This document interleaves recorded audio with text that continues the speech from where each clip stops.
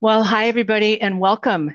This is the very first Coherence Chronicles conversation, and I'm delighted to be doing this today because we're going to geek out together, Tim and I. I'm going to introduce Tim to you in a minute, but first I want to tell you what this is. So, Coherence Chronicles is my idea for having conversations with people who I love and respect about coherence, about vibrational balance, about bringing ourselves into alignment, which seems timely now more than ever, where our world feels like it's careening out of balance.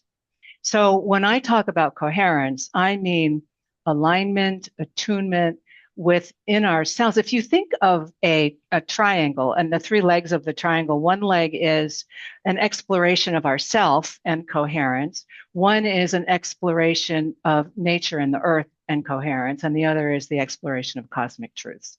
So there's different levels of coherence, but I think probably where we'll start today is with the self, because I mean, it starts there and ends there too. So, here today with me to geek out about this stuff is my dear friend and colleague, Tim DeSutter. And Tim is a leadership mentor, he's a vibrational balance restorer, he's an energy medicine practitioner, and all around extraordinary human. So, Hmm. welcome, Tim. I'm so glad you're here. Thank you, and congratulations. This is an exciting start. It's fun. I appreciate being here. Thank you. Yeah, really, really fun. So let's just dive in. So I'm now calling it coherence, but I think you and I do the same thing. But I want to hear from your perspective how you define vibrational balance. Yeah, well, it's funny. I was thinking about this earlier as I was raking my yard, and I was thinking maybe I like coherence because coherence sort of I don't know it brings a descriptor. I think that's what I use is vibrational balance, which is like a balance in the flow, right, between ourselves, our environment, the spaces and the places that we are. But I like coherence. I hear it in my ear in a nice way, so I might steal Yeah. it. Oh, Yeah, hey, it's not my invention. I mean, it's kind of the word du jour. yeah, And really, I'm hearing a lot about it lately, especially this year, where heart coherence is something that's really, really important. And so, like, how do we bring our heart into alignment with the cosmic vibration of coherence, of balance? I think coherence also comes from science, the wavelengths of coherence and all that sort of stuff. And so, yeah, I kind of intrigued by that, calling it that as well. yeah. So in your work, how do you determine whether somebody's out of balance, and how do you help them come back in? Yeah. So I mean, it's interesting because we're talking about being in coherence with the world, but like the world's, I'm not going to swear today. You The, can go ahead. the world's a little fucked up right now, No right? kidding. So like one of the things that I look at a lot is sort of this idea of sovereignty. Like, are we holding our own, personal bubble, if you will, right? Hmm. Like what we call the greater energetic structure. But like, are we in that? Are we holding it? Are we maintaining it and maintaining it from a grounded place? Yeah. And so if we are, we can interact with outside vibrations or energies Hmm. without being impacted or at the effect of them. And Right. so a lot of times for me, balance has to do, it's sort of an internal job first, Yeah. right? And then we can decide how we want to interact with our environments. But in all this hoopla that's going on, Well, around the world, yeah, right? I mean, stuff happens. Like a couple months ago, there was a mass shooting here in the town that I live in, and it was 10 Right. minutes from my house. And it not only knocked me out of my balance, but it knocked the whole area out. And you could just feel the vibe. Like people weren't leaving their houses, and there were police everywhere, and the schools were closed, and all that stuff. And so for me, it was a great experiment to, okay, so how do I bring myself back? What are my, what I call portals Mhm. back into coherence?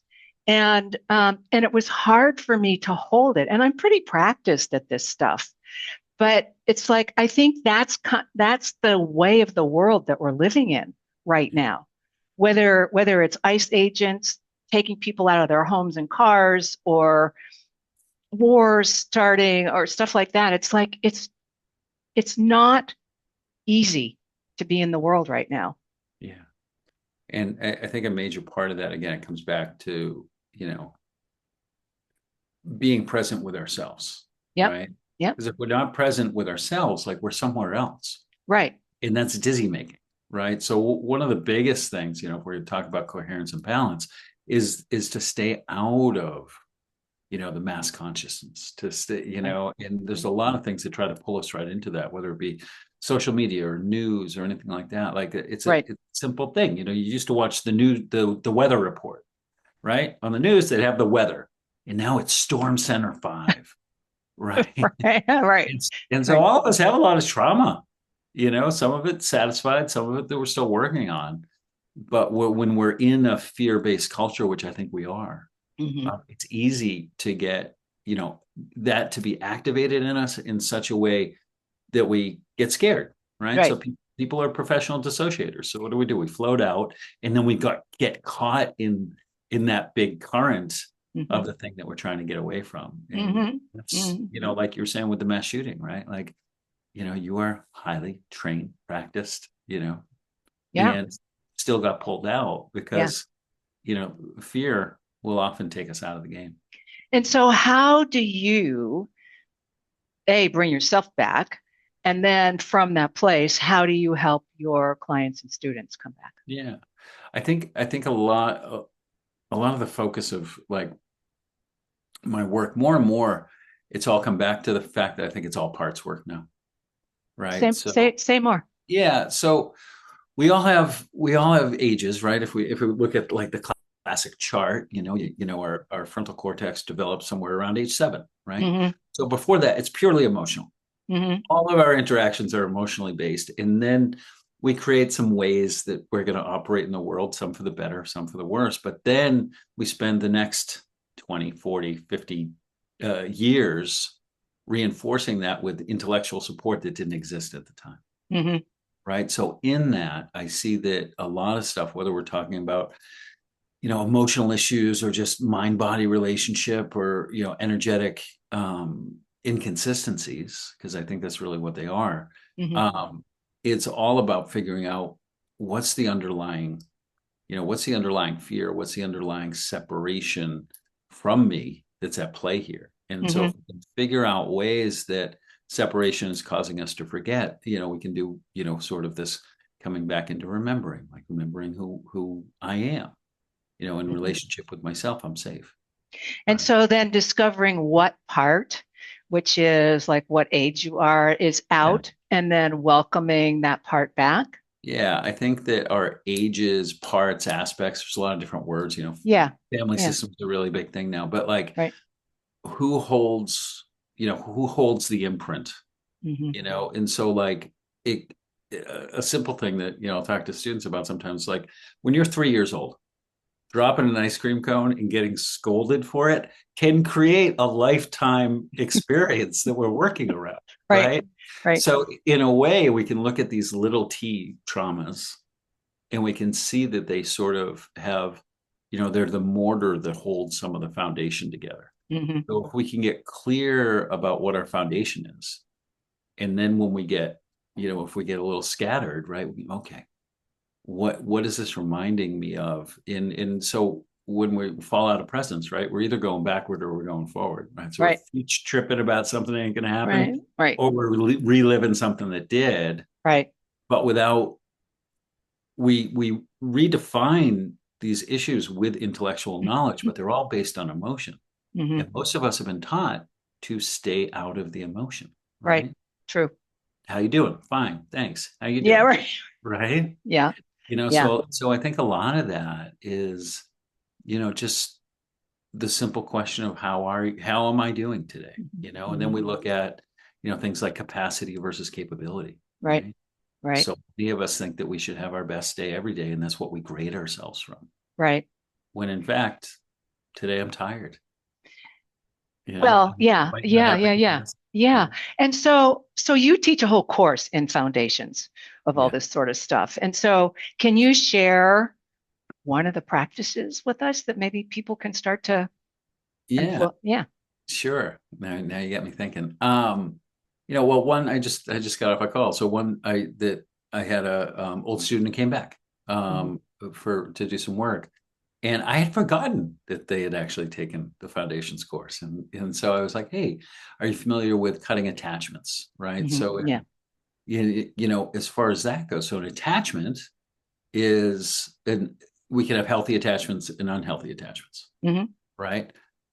What we do is they're fed by emotional energy that we're given to emotion, right? Okay. So a simple one is like whatever. I go to the grocery store, the person that's bagging, if it happens not to be a self-checkout store, right? Put my eggs on the bottom. And I'm like, oh, please don't do that. And then the next time they do it again. And I might form a little attachment that could be based in anything from people don't listen to me, I'm not important enough, things like that. And usually they dissipate, Yeah. right? But when we get stressed out, when Yeah. our capacity drops, we start to increase those attachments. And suddenly a lot of things are meaning something that they don't actually mean Hmm. because they're grounded in a story that isn't true.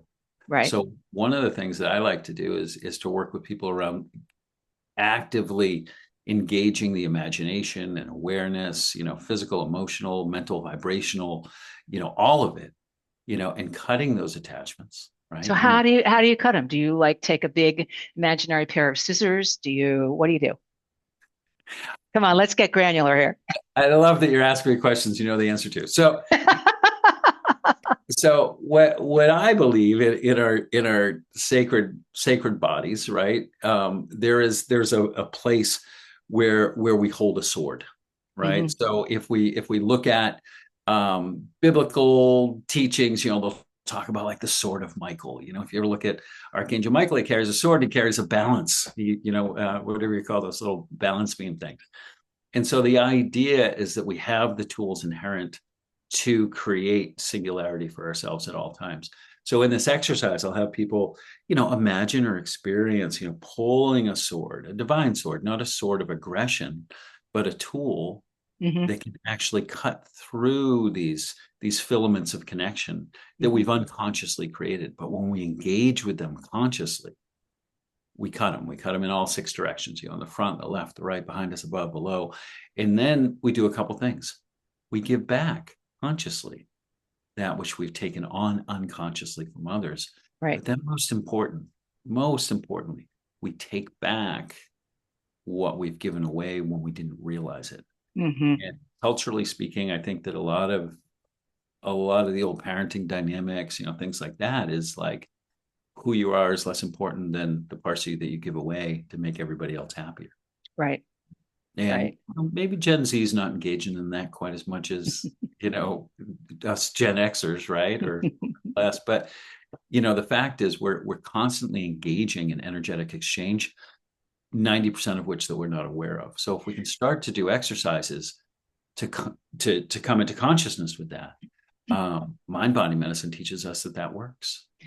Right. Right. And coming back to that whole concept of sovereignty, it's like if you agree to the idea that we each have this subtle field of energy around us that's much larger than our physical body, it's important to maintain the sovereignty of that and the boundaries of that, because that's a way that we can really get ourselves into trouble, either by extending ourselves out to somebody else, whether it's conscious or not, or allowing others to do the same to us. And I mean, you and I've talked about this so many times over the years. It gets really messy, but I think it's foundational. Yeah. So there's certain foundational self-care techniques that we can do Hmm. that work. Hmm. And for anybody that's like, I don't know about this woo-woo stuff, like it doesn't matter if we know how it works. Right.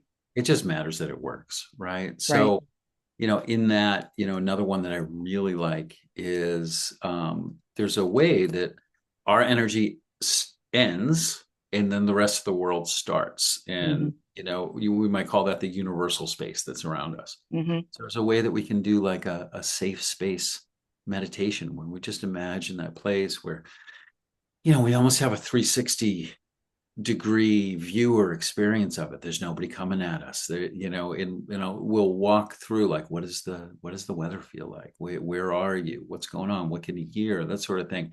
And getting a sense of spaciousness, we Right. can use the technology that we have in our body to expand that out into our greater body. And then what happens? We actually clear the space around us. Yeah. Because there's a lot of people that are looking at us. There's a lot of people that are curious and interesting, and that can feel crowded sometimes. Well, yeah. I mean, and here's the thing that I am noticing lately, and I'm curious whether you are as well, is that because I'm pretty practiced at these practices, I stay in coherence more than I don't stay in coherence. And when I walk into a room, it's like I just kind of radiate that. Mm-hmm. Not sometimes consciously, but it's just like I guess it's my aura, we could call it. But people are drawn to that, and people want that, and people want to be around that because the world in general right now is not that. Yeah. Do you experience that too? Yeah.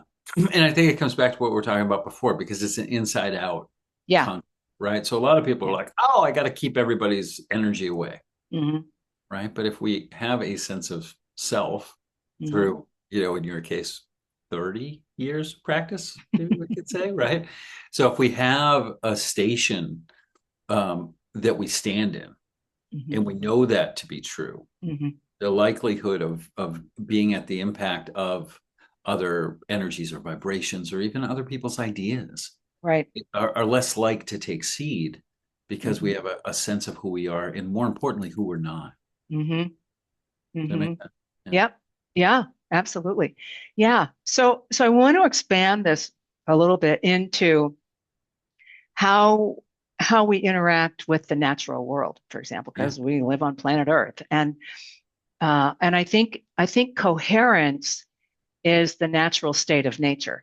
There's fractals and patterns that repeat and all that sort of stuff. And there was this last winter, there was one ice storm where I was out the next morning and everything looked like crystal magic. It was amazing. It was so beautiful. But everywhere I looked, I could see the patterns and the fractals and all that stuff. And it just brought me a sense of peace and belonging in nature. And so I find that one of the best ways I can bring myself back in to coherence when I'm out is to do something in nature, whether it's a walk in the woods or swimming at the beach, or what do you have to say about nature? And Yeah.